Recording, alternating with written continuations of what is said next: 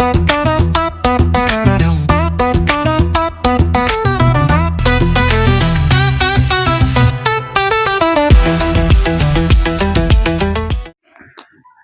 sa interview, papasok na sa Mamaya, kapag kain tayo.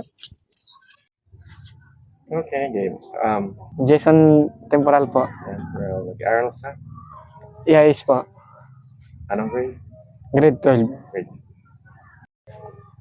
Ano na yung... paano ka naging sa Kristan? Ano po, Pads?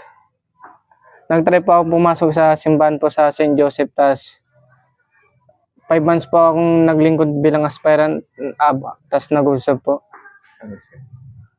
Sino ang nag-inspire sa Kristan? Ano yung sabi mo kanina? Na-inspire po akong pumasok sa Sacristan, Pads. Naisipan ko pong pumasok sa Sacristan, Pads. Sinasabi po nila sa akin na mayabang lastog ganun sa Pangasinan. Hindi ka bagay dyan. Kaya yun, mas lalong nagpa-inspire sa akin na pumasok sa altar server.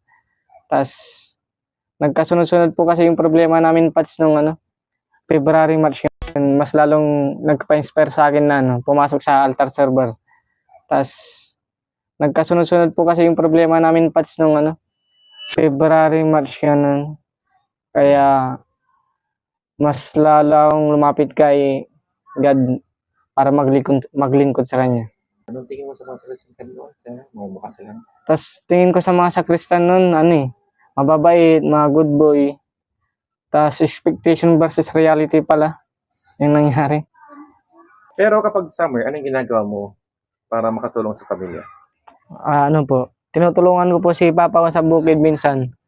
Pag kukuha po sila ng pagkain sa bukid po ng baka, tumutulong po akong kumuha ng mga pagkain baka para hindi po sila mapagod masyado. Ano yung mga naging sideline mo nung summer para kumita ng pera? Minsan pa pumapasok po ako sa nagpapaaraw ng mais, nagbibilad. Tapos yun lang, wala na po, Pads.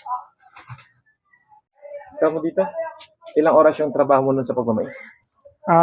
Papasok po ako alas 7, tapos uwi po sa bahay mga alas 5 ganun. Magkano income? 400 lang po, Pads. Ilang oras sa trabaho? 8 hours po, Pads. 8 hours per hand. Opo. Paano kalayo ang San Jose sa simbahan? Pag magmumotor, Pads, mga 20 minutes o 30 minutes lang tagbuhin, Pads. Ano yung mga pinakamabigat na pagsubok na naranasan mo habang sakristan ka? Mga pagsubok na pinagdaanan ko ba habang mag-aspirant po yung mga problema sa bahay, tas problema rin po yung sa panggas, financial po. Kaya tinanong ko rin po yung sarili ko, Pads, kung itutuloy ko pa ba o hindi na. Kasi tinabad na rin po ako, mas gusto ko na lang mag-sideline kaysa pumunta dun sa simbahan. Pero ayun, Pads, basta pumasok sa isip ko na bigla na lang akong isang araw na-inspire na ipagpatuloy yung pagiging aspirant ko habang financial. Yung trabaho nila mama at papa? Si mama ko po, Pads, nung time na yun, nung aspirant ako, wala po silang trabaho, may sakit po silang asma. Tapos si papa ko sa bukid lang.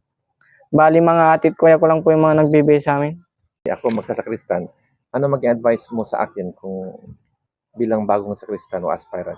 Yung mga mag-aspirant pa lang o papasok sa sakristan, advice ko lang sa inyo, kung napapagod kayo, may problema lang kayo sa bahay, huwag kayong matakot lumapit kay God kasi si Jesus andyan lang yan. Hindi siya alis sa tabi nyo.